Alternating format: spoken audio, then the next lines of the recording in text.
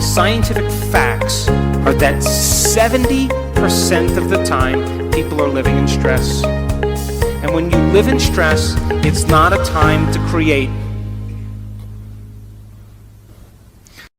So now, why do we lose sight of our purpose?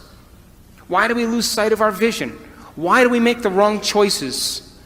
Why do we say we're going to do something and all of a sudden we do something else? And the number one reason is called stress.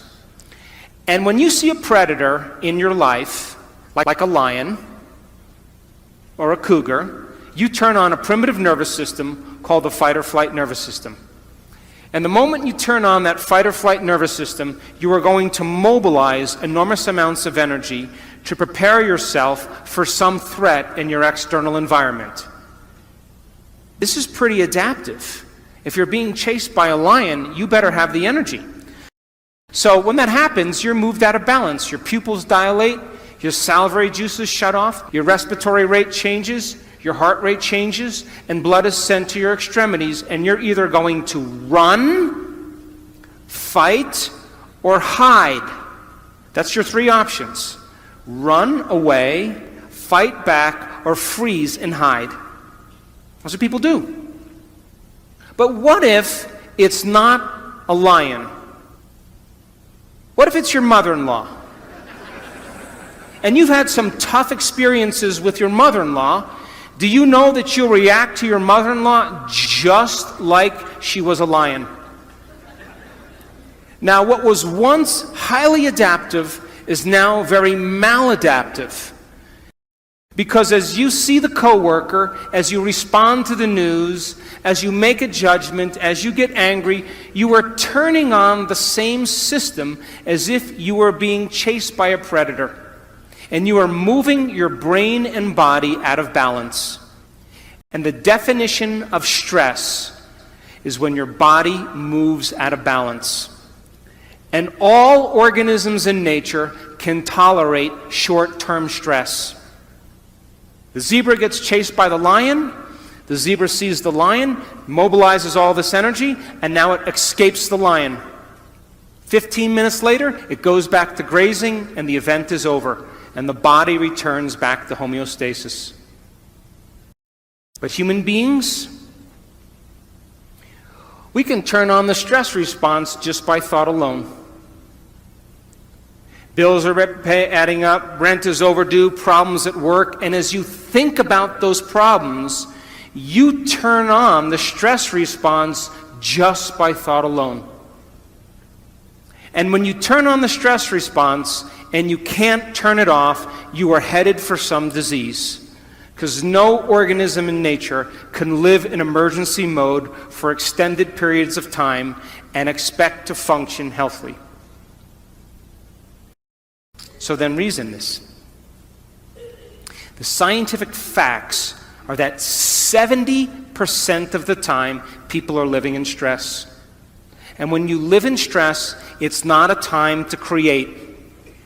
When you live in stress, it's not a time to be defined by a vision of the future. When you live in stress, it's not a time to go within or to learn. When you live in stress, all of your attention is on the outer world and not on the inner world because there's danger out there. And so people stop creating when they're living in stress, and now they are viewing their life through a lens of the past, and they lose sight of where they're going. So we live in two states of mind. Our animal nature is to live in survival and to live in stress.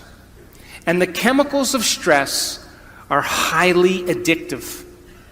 Fear, anger, hostility, violence, anxiety, insecurity, guilt, shame, sadness, unworthiness, depression, they are all created from the hormones of stress. When people live by this state, they use the problems and conditions in their life to reaffirm the addiction to that emotion. They need it so they can get the rush of adrenaline. And this is why it's so hard to change.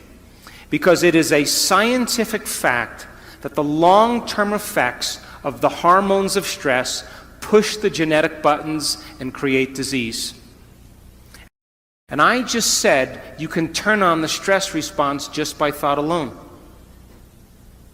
That means your thoughts can make you sick. So if your thoughts could make you sick, is it possible that your thoughts could make you well? That's what our research is about. And if you know that the hormones of stress are highly addictive, and you can turn on the stress response just by thought alone, you can become addicted to your own thoughts. And this is why change is so hard. Because people cling to those emotions because it makes them feel something. So living in survival is living in stress. It's being in what's called catabolism or tissue breakdown. There's disease, there's imbalance, there's degeneration, the emotions of fear and anger and sadness. People tend to be selfish when they live by the hormones of stress, because when you're under stress, you got to take care of yourself. So keep putting things bad on the news, keep creating fear, keep showing war, keep people feeling less than, and of course, they'll stay selfish and never create community. It's a great way to control people. When you're living in stress, you focus on three things: everything in your environment, your body, and time. Because if you're being chased by a lion, you're going to put your attention on your body, you're going to become aware of where you're going to run in your environment, and you're going to think about how much time you have. And if you live by the body, the environment, and time, you are not being defined by a vision. Because a vision has nothing to do with your body, the environment, and time. It has to do with a thought. So then you're in emergency mode, you'll get very object focused, you'll focus on something over and over again. How many people have problems and you keep thinking about your problems over and over again, over and over again? That's how survival works in the brain. You keep focused on your problems. You feel separate from possibility. You define reality with your senses. You're living by cause and effect. You don't see any possibilities. Of course, your brain and heart are incoherent. We've measured this thousands of times. In other words, when you are impatient and you're frustrated and you're angry, your brain gets out of balance. And when your brain gets incoherent, you get incoherent. When you're impatient and frustrated, your heart gets incoherent. When you feel love and gratitude, your heart gets coherent. When you feel love and gratitude, your brain gets coherent. So then, people in emergency mode focus on knowns. They don't want the unknown. The unknown is dangerous. They want knowns and familiar. They lose their vision. The divine aspect of ourselves are the creative aspect of ourselves. That's when the body moves into homeostasis. We go from contraction to expansion.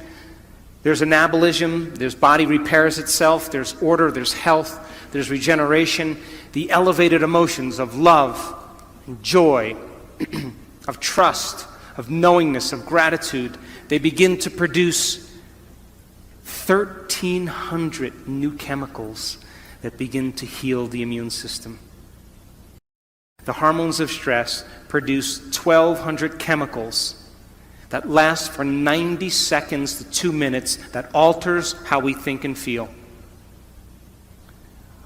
But isn't your definition of an addiction something you can't stop? So if I said, hey, I know you're really angry, but why don't you stop? If you can't stop your anger, then you're addicted. Valid or not, justified or not. If you can't stop your sadness, then you must be addicted to those chemicals. But those chemicals only last for 90 seconds to 2 minutes. Which means, I tell my kids this all the time. Well, they're older, but when they were younger.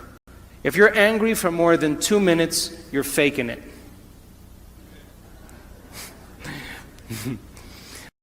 So, when you open your heart, you're selfless. When you're in that creative state, you're not defined by things, you're not defined by your body, you're not defined by time. We know this, we've studied it in the brain thousands of times. A creative person forgets that they even have a body.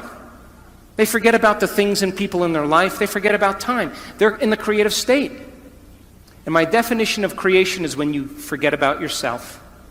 You go from selfish to selfless, and that's when you're at your best.